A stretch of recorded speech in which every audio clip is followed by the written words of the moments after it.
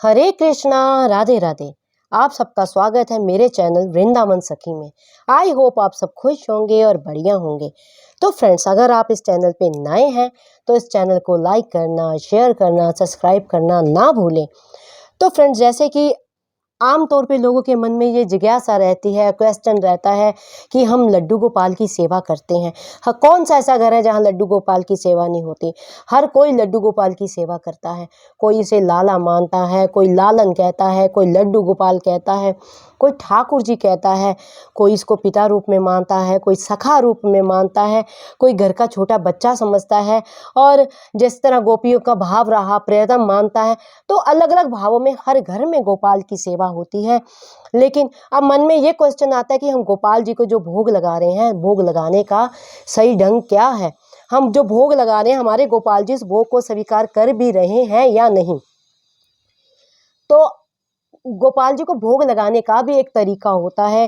कई बार हम भोग लगाने में ऐसी गलतियां कर जाते हैं जिसकी नॉलेज हमें नहीं होती है, और ठाकुर जी इस भोग को स्वीकार नहीं करते हैं, उल्टा हमें उसका दोष लग जाता है।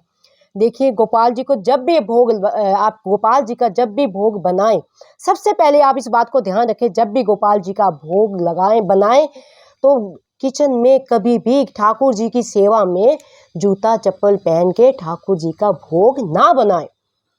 ठाकुर जी का भोग जूता चप्पल पहन के कभी भी नहीं बनाना चाहिए, इससे हमें दोष लगता है। अगर आप को कोई प्रॉब्लम है, आप नंगे पाँव नहीं बना सकते हैं, तो सबसे सरल उपाय ये है, जो खड़ाऊँ आती है लकड़ी की, किचन के लिए आप वो रख लीजिए, इसको खाली किचन में रखिए, तो उसको पैरों में डाल के ठाकुर जी का भोग बनाएं। और ठाकुर जी को जब भी भोग लगाएं, आप इस बात का ध्यान रखें वो भोग तामसिक ना हो, यानी उसमें लहसुन प्याज ये सब उसमें ना हो। और तीसरी बात ये है, जब भी आप ठाकुर जी के लिए भोग बना रहे हैं, तो कभी भी उस भोग को, जैसे कि घर की गृहिणियाँ होती हैं, उनको आदत होती है जब वो खाना बनाती हैं, छौंक लगाती हैं, तो पहले उसको टेस्ट करके देखती हैं इसमें नमक मिर्च मसाला सही है कि नहीं है। तो सबसे पहले इन बात का ध्यान रखें, ठाकुर जी का भोग कभी आप चख के ना देखें। अगर उस भोग को आपने चख लिया, उस भोग को आपने स्वाद कर लिया, तो वो जूठा हो जाएगा। चाहे आप कहें कि मैंने कौन सा जूठा चमचा मारा है इसमें, मैंने तो एक कटोरी में अलग से डाल के खाया है। नहीं भक्तों, जो ये भोग हो जाता है, ये भोग जूठा ही कहा जाता है, जूठा ही हो जाता है। वो भोग ठाकुर जी के खाने योग्य नहीं रहता है, ठाकुर जी को भोग लगाने योग्य नहीं रहता है। कभी भी भोग बनाए, ठाकुर जी को याद करके बनाएं, ठाकुर जी अपने आप सारे मसाले उसमें ठीक कर देंगे, और ठाकुर जी को भोग लगाने के बाद ही आप उसको खाएं। और दूसरी बात, जब हम ठाकुर जी को भोग लगाते हैं तो ये इस बात का आप ध्यान रखें, कई महिलाएं क्या करती हैं कि गरम गरम कढ़ाई से उबला खाना डाला और गोपाल जी के आगे रख दिया। अब आप ये बात को जरा ध्यान से सोचें, ये सारी गलतियां होती हैं जो हम लोग ध्यान नहीं देते हैं। हम सोचते हैं हम तो सेवा कर रहे हैं, हम जल्दी में हैं, ठाकुर जी को गरम गरम भोग दे दिया। अब उस गरम गरम भोग को ठाकुर जी खाएंगे तो ठाकुर जी का मुंह नहीं जल जाएगा। तो आप ठाकुर जी को जब भी भोग दें, उस भोग को चमचे से पहले हिला हिला के उसकी जो गरम उसका धुआं है, उसकी जो गरमाइश है, उसको ठंडी करें। ठंडा करके फिर ठाकुर जी को आगे भोग रखें और ठाकुर जी कहें, प्यारे जरा ध्यान से खाना, ये भोग अभी थोड़ा सा ठंडा गर्म है, ये भोग गर्म है। तो ठाकुर जी के आगे हाथ जोड़ के ये प्रार्थना करें, ठाकुर जी आप जरा ध्यान से खाना, ये भोग गर्म है। तो अब कई बहनें क्या करती हैं कि मान लीजिए पति को जल्दी जल्दी जाना है, ऑफिस जाना है, बच्चों को स्कूल जाना है, तो वो क्या करती हैं, खाना बनाती हैं, तो वो सबसे पहले सोचती हैं कि जो ठाकुर जी को भोग तो मैं बाद में लगा दूंगी, पहले मैं अपने पति को डाल दूं क्योंकि ये लेट हो रहे हैं, इनको ऑफिस जाना है, या मैं पहले बच्चे को दे दूं, ये लेट हो रहा है, इसको ऑफिस जाना, मैं ठाकुर जी को बाद में लगा दूंगी। नहीं भक्तों, ये भोग सेवा में अपराध है। अगर आपको इतनी जल्दी लग रही है कि आपको लगता है मेरे पति को देरी हो रही है, मैं पहले उसको भोग दे दूं, पहले खाना उसको दे दूं, मेरे बच्चे को देरी हो रही है, मैं पहले खाना उसको दे दूं, फिर तो ये हो गया कि आपके घर में जो विराजमान ठाकुर हैं, वो आपने तो उनको पराया कर दिया। आपने संसार को तो अपनाया, संसार में तो आप लिप्त हुए, लेकिन ठाकुर जी को बिसरा दिया, ठाकुर जी का अपमान कर दिया। अगर आपको इतनी जल्दी होती है तो सुबह थोड़ी जल्दी उठिए, जल्दी उठ के भोग बनाइए। और जब भी भोग बनाए, सबसे पहले थाली जो है ठाकुर जी को दें। जो भी भोग बनाया है उस भोग की थाली ठाकुर जी को दें। और ठाकुर जी को दे। जब वो ठाकुर जी को दे के, ये भी नहीं है, कहीं ये भी करते हैं कि ठाकुर जी को दे दिया, दे के 2 मिनट में बच्चा कहेगा मम्मी भूख लगी है, जा गोपाल जी के आगे पड़ा है वो तू ले ले, तू खा ले। ये भी गलत बात है, ये भी भोग अपराध है। जब भी आप ठाकुर जी को भोग देते हैं, जब आपके आगे खाने की थाली आती है, तो क्या आप 1 सेकंड के अंदर उस खाने को खा लेते हैं या 1 मिनट के अंदर उस खाने को खा लेते हैं? आपको भी खाना खाने में 5, 10, 15 मिनट लगते हैं। तो आप जब भी ठाकुर जी को भोग दें, ये भाव रखें कि ठाकुर जी ये हम भोग रख रहे हैं, आप इसको आरोगिए, इसको आप खाइए, और ये मन में ध्यान करें, ये छवि का ध्यान करें, प्यारे उस भोग को बड़े चाव से खा रहे हैं, प्यारे उस भोग को बड़े भाव से खा रहे हैं। और आप यकीन मानिए, जब ये भाव आप ठाकुर जी के आगे रखेंगी, जब आप थाल ठाकुर जी के आगे रखेंगी और उनके पास बैठ के आप बैठेंगी और देखेंगी, आप रख देंगे तो थोड़ी देर बाद को, वैसे तो ठाकुर जी को जो भोग होता खुले में नहीं होता, पर्दा लग के ही होता है। तो अगर आप आएंगी 10-15 मिनट बाद देखेंगी और बाहर से पूछेंगे प्यारे अगर आपने ये भोग लगा लिया हो तो क्या मैं उसको उठा लूं? तो आप ठाकुर जी के हाव भाव देखेंगी, आपको पता लग जाएगा कि ठाकुर जी को ये भोग पसंद आया है कि नहीं है। ठाकुर जी की एक मुस्कान आपको अलग दिखेगी, अगर नहीं पसंद आया होगा तो वो चेहरा आपको दिख जाएगा। ठाकुर जी बताते हैं, ठाकुर जी सब बताते हैं। आपके भीतर भाव होगा तो ठाकुर जी आपके भावों के हिसाब से आपको सब बताएंगे। अब आपको देखना है कि आप ठाकुर जी को किस भाव से बोलते हैं। फिर वो भोग आपने उठाना है ठाकुर जी का, वो भोग आपने अपने खाने में, जो आप जिस बर्तन में, जिस भिगोने में आपने खाना बनाया है, कढ़ाई में, पतीले में, उसमें वो भोग को मिला देना है और वो भोग हो जाएगा प्रसाद। फिर आपने प्रसाद खाना है, आपने खाना नहीं खाना है, आपने प्रसाद खाना है। और किसी कारणवश अगर आपके घर में, आपके परिवार वाले लहसुन प्याज खाते हैं और आप ठाकुर जी को तो लहसुन प्याज देना, तामसिक भोग देना अपराध है, वो कभी भी नहीं देना चाहिए। अगर किसी कारण वो खाते हैं, फिर ठाकुर जी का थोड़ा सा आप अलग बनाएं, ठाकुर जी का भोग अलग बनाएं, बिना लहसुन प्याज के बढ़िया बनाएं। कोशिश करें कि लहसुन प्याज आप ना खाएं, लेकिन अगर आपकी फैमिली वाले नहीं मानते हैं तो चलो उनको छोड़ो। अब आप दुनिया तो सुधारने से रहे, आप अपने आप को ही सुधारो। आप मत खाएं, आप ठाकुर जी को जो भोग देती हैं उस भोग को आप फिर बाद में आप खा लें। तो ठाकुर जी को जो भी भोग दें उसको प्रसाद समझ के खाएं, उसको भोजन समझ के ना खाएं, तभी तो वो भोग आपके लगेगा। और अगली बात यह है, जब भी ठाकुर जी को भोग दें उसमें तुलसी दल जरूर डालें। जल हो, दूध हो, या कहीं कोई भी सब्जी है उसमें तुलसी दल जरूर डालें। अब तुलसी दल तोड़ने का भी एक तरीका होता है, उसका मैं वीडियो आपको आगे दूंगी, तुलसी दल को किस तरह इस्तेमाल करना है, क्योंकि बिना तुलसी दल के ठाकुर जी भोग को स्वीकार नहीं करते हैं। ये कथा भी आप सब लोग जानते होंगे कि तुलसी माता को किस तरह शालिग्राम को तुलसी माता ने श्राप दिया, किस तरह, ये सारी कथा भी मैं आपको आगे जाके बताऊंगी। कार्तिक मास चल रहा है, कार्तिक मास में तुलसी माता की विशेष पूजा रहती है और बिना तुलसी दल के ठाकुर जी भोग को स्वीकार नहीं करते हैं।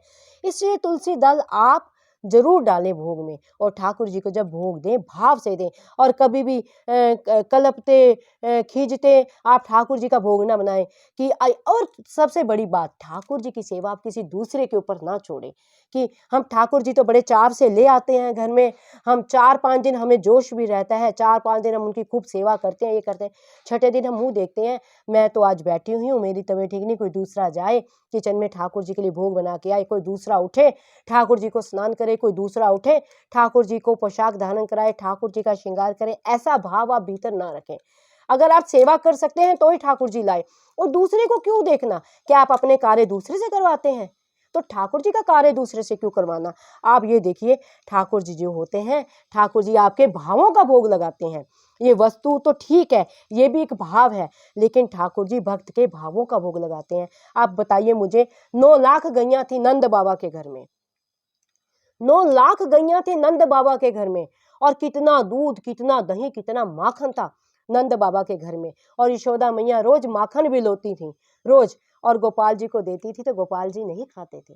गोपाल जी भाग जाते थे गोपियों के घर में, सखियों के घर में, सखियों के घर में लूट लूट के माखन खाया है ठाकुर जी ने। क्यों खाया है? कभी आपने इस लीला को सुना है तो इस लीला का मंथन किया है? आपने मनन किया है? इस लीला का मंथन कीजिए, चिंतन कीजिए। ये लीला ठाकुर जी ने इसलिए की क्योंकि गोपियों के हृदय में ये भाव रहता था कि ठाकुर जी हमारे घर में आए। गोपियाँ जानती थी कि ये माखन खाता है, ठाकुर जी हमारे घर में आए और हमारे घर में माखन खाएं, तो वो अगर वो सरलता से देती तो शायद ठाकुर जी ना खाते। वो जान के छीकू पे टांग देती थी। उनको पता था ये नंद का लाला आज आएगा। और जिस दिन आप यकीन मानिए, जिस दिन ठाकुर जी नहीं जाते थे ना माखन खाने के लिए गोपियों के घर में, तो गोपियां सब इकट्ठी होकर यशोदा मैया के पास ठाकुर जी का उलाहना देने चली जाती थी और बोलती थी, क्या बात है, तुम्हारा लाला आज मेरे घर में माखन खाने नहीं आया है। और जब वो माखन खाने जाते थे फिर उलाहना देने जाती थी कि देखो यशोदा मैया, नंद बाबा, आपका लाला तो हमारा सारा माखन खा जाता है। मटकी लेके जाती हैं, मटकी फोड़ देता है, सारी छाछ उड़ेल देता है। तो ये गोपियों के हृदय में ठाकुर जी के प्रति प्रेम था। वो बहाने से जाती थी ठाकुर जी के घर में ठाकुर जी की छवि निहारने के लिए। ठाकुर जी से इतना प्रेम करती थी। तो ठाकुर जी जो होते हैं वो भाव का भोग लगाते हैं। जो आपके हृदय में भाव है उसका भोग लगाते हैं। ठाकुर जी को किसी वस्तु विशेष की जरूरत नहीं है, लेकिन ठाकुर जी को जो चाहिए था, गोपियों के हृदय का माखन चाहिए था। जो गोपियों के हृदय माखन था ना, वो ठाकुर जी जानते थे गोपियां मुझसे बहुत प्रेम करती हैं। नहीं तो कहीं आपने देखा है जो पर ब्रह्म हो वो नाचता हो? छछिया भाई छाछ के लिए ठाकुर जी को गोपियां नचा देती थी। गोपाल जी कहते थे, ए सखी कहाँ जा रही है, मुझे थोड़ी छाछ तो पिला। वो कहती थी, अच्छा लाला तो को छाछ पीनी है, हाँ तो जरा तनिक नाच के दिखा। तो ठाकुर जी ऐसे मंद मंद ऐसे प्यारे नाचते थे। जो पैरों के नुपुर थे ना ठाकुर जी के, वो झुन झुन झुन झुन करते थे और गोपियां हंसती थी और ठाकुर जी को छाछ देती थी। तो ठाकुर जी ने, आप जाइए आज भी वृंदावन में, ब्रज में दान गली है, दान घाटी है, वहां ठाकुर जी ने गोपियों से दान मांग मांग के खाया है। क्योंकि गोपियों के हृदय में हमेशा जब वो माखन निकालती थी ठाकुर जी का ही चिंतन करती थी, ठाकुर जी का ध्यान। उनके मन में यही भाव रहता था कि वो मैं किस तरह इस माखन को छुपाऊं, प्यारा मेरे घर में आए और माखन की मटकी को ढूंढे और उस माखन को वो खा जाए। उनके हृदय में भाव रहता था। तो जो सखियां थी वो ठाकुर जी जो हैं, आपके जो हृदय के भाव होते हैं ना उसका भोग। अच्छा, सबसे बड़ी बात, अगर आप ठाकुर जी को भोग लगाते हैं, अगर तो आपने अनजाने में कोई गलती की तो अनजाने में गलती की माफी होती है, लेकिन जानबूझ के की गई गलती की कोई माफी नहीं होती है।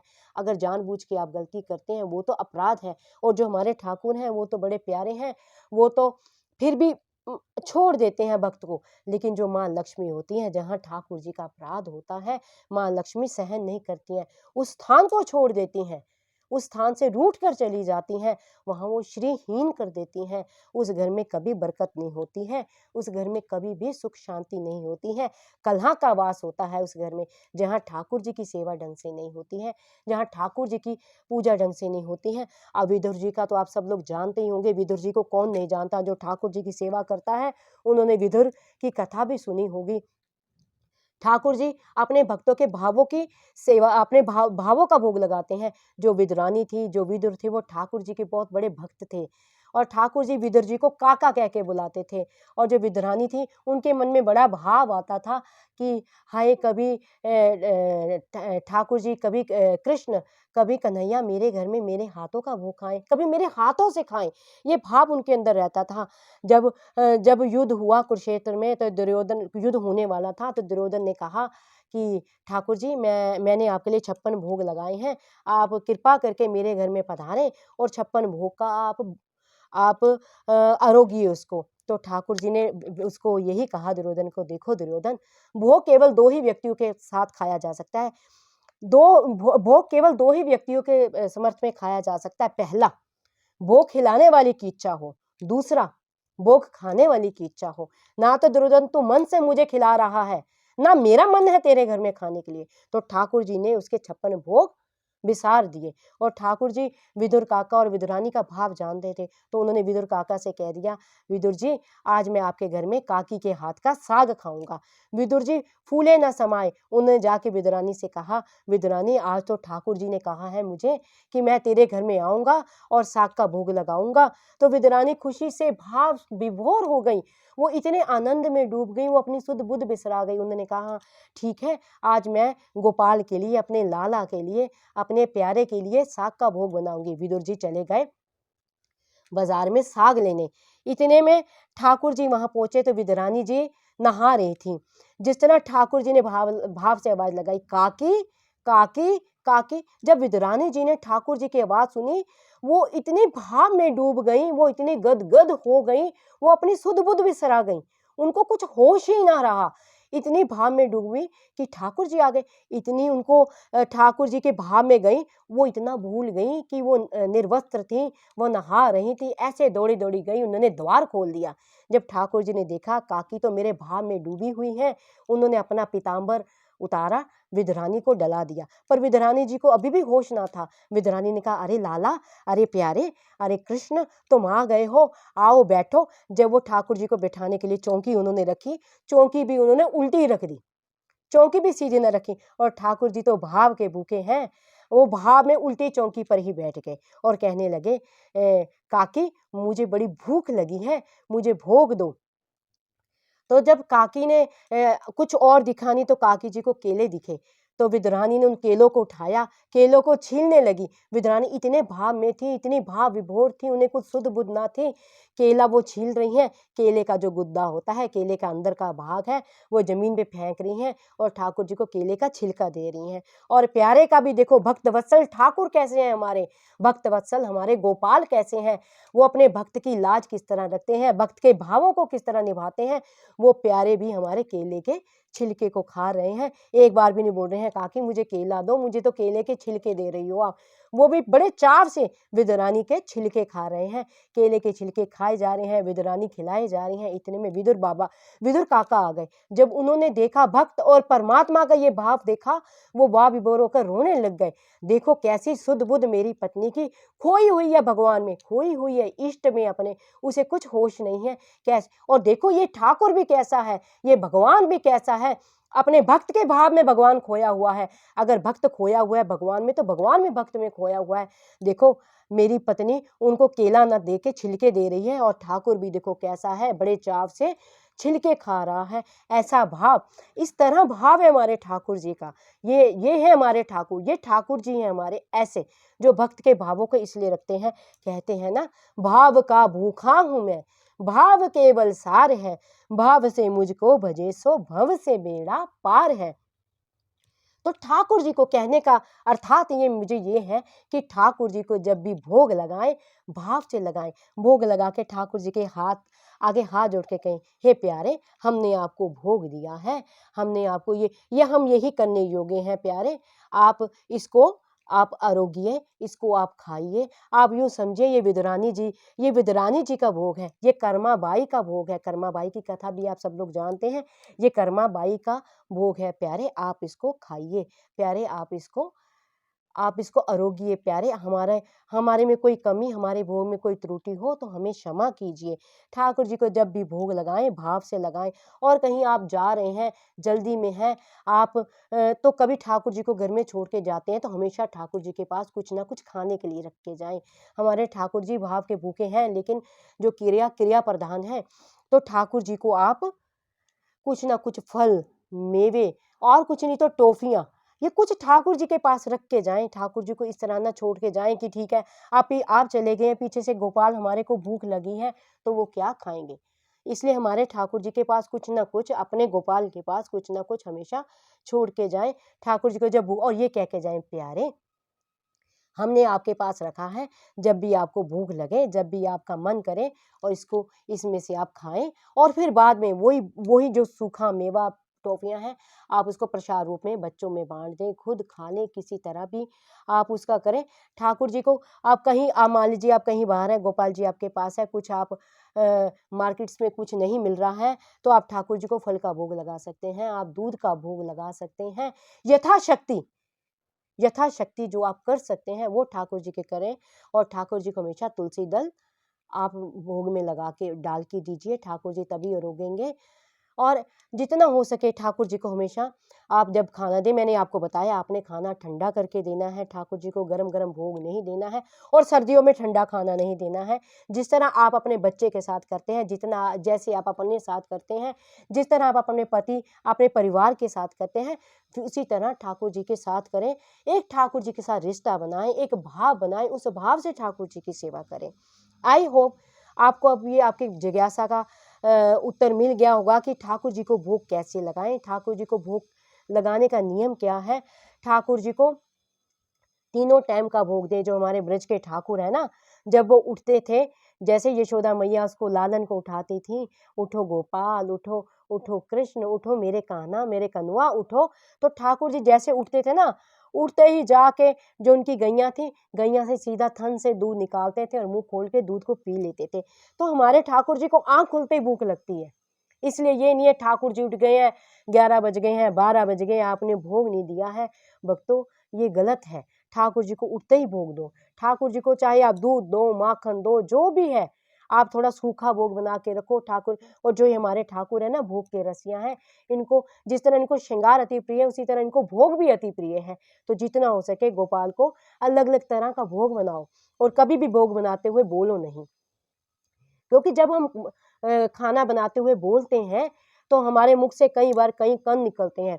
अगर वो कण भोग में गिरते हैं, तो वो भोग जो होता है वो अशुद्ध हो जाता है। तो इसलिए भोग बनाते हुए कभी बोलो नहीं। हाँ, ठाकुर जी का भजन भीतर करो, मंत्र जप करो, भजन गाओ, भीतर ही गाओ। ठाकुर जी की सेवा करनी है, उनके लीलाओं का चिंतन करो, भीतर करो।